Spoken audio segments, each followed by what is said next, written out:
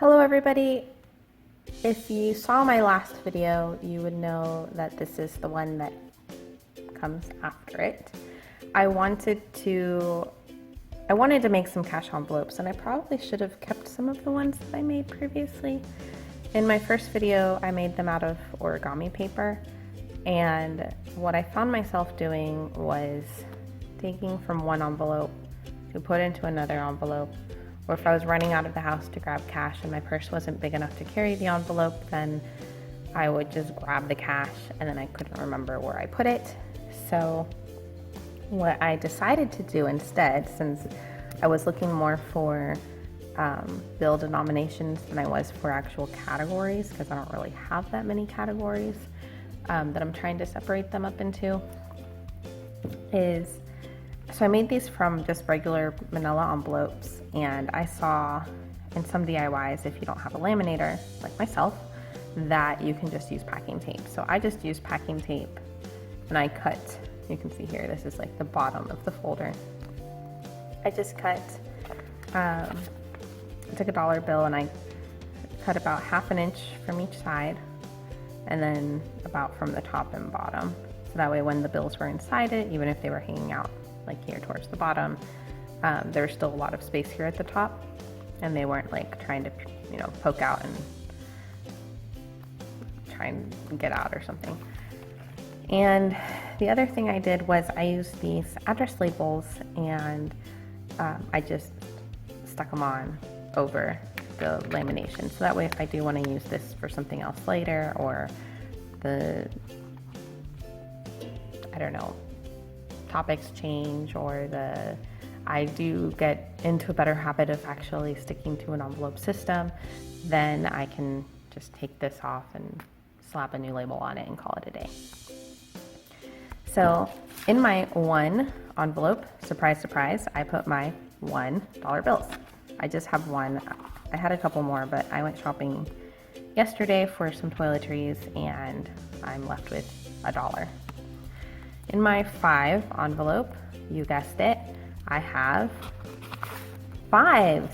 Wow, so many.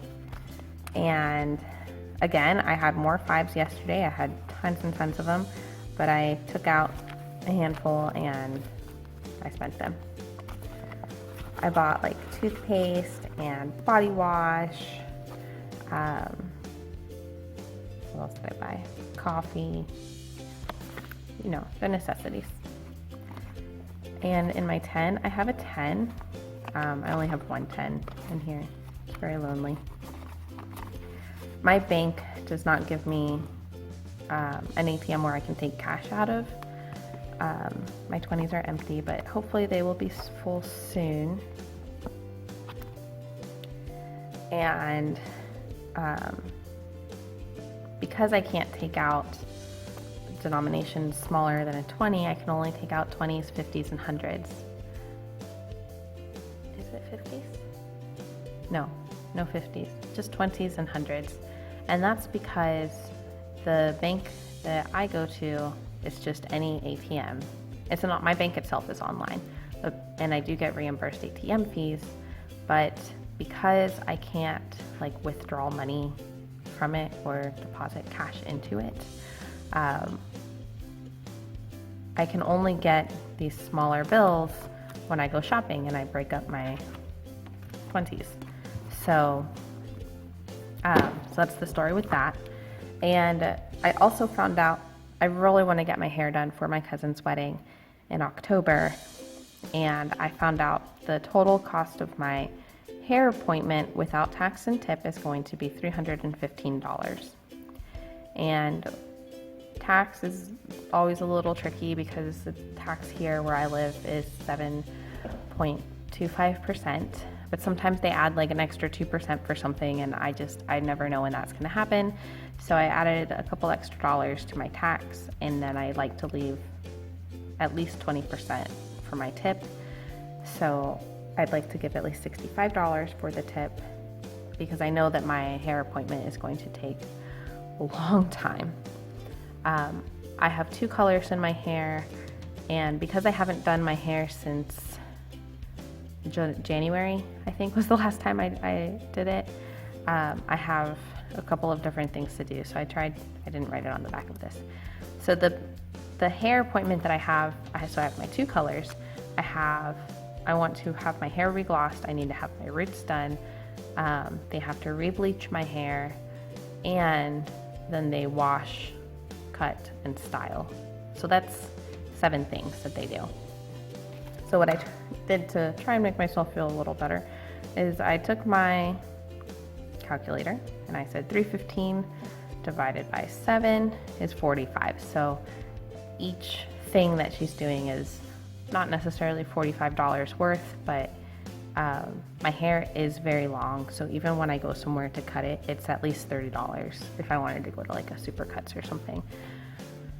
Not super cuts, but usually because my hair is so long, they always charge me based on the length, and that's just what it is. So I've been seeing my hairdresser now for about a year. I have not seen her this year because I can't afford it.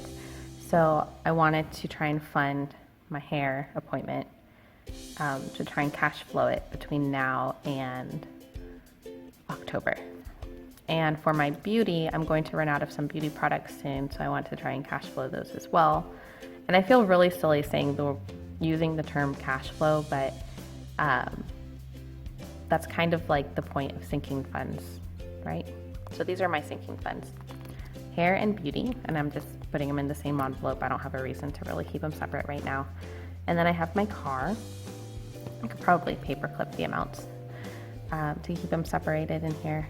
My car, I put $1,200, and that's because I added up everything for my maintenance, my oil changes, my other car care, and my registration, and I averaged what I've been spending over the past 2 years, and it's about $1,200. So I know there's like a battery I have to get, and I need to get my tires replaced, and new windshield wipers, and oil changes, and maybe a timing belt or 2, or there's just so many things. Having a car is so expensive, and I was looking at seeing if there were cheaper alternatives for the kind of car that I want, and because I don't make a lot of money right now, I'm worried that when they go to check my credit, they're gonna see I don't have the finances to support more debt, or just another debt in general.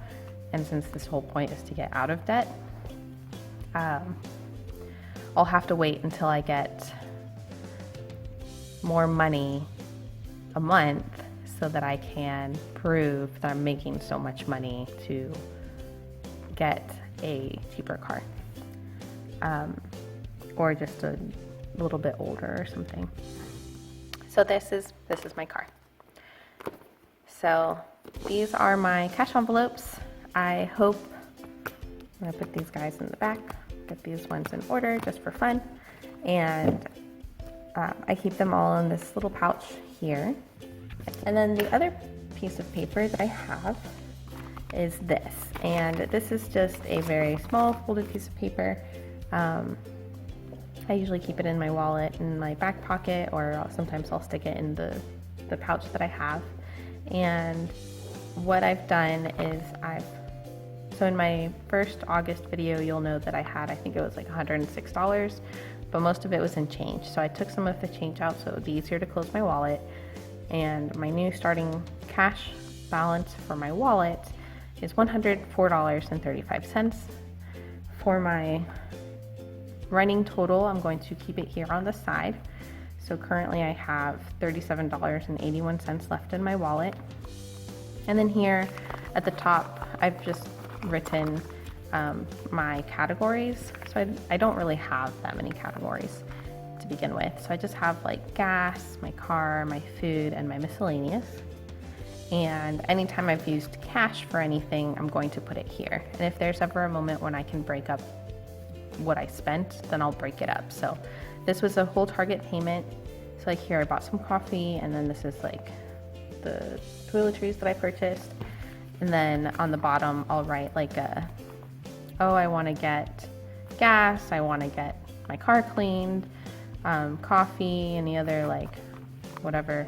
And then these are all the miscellaneous things. I got suckered in and I bought Tic Tacs. I don't know why I did that. I don't usually eat them, but I did. And then I bought a loofah because my loofah was being sad.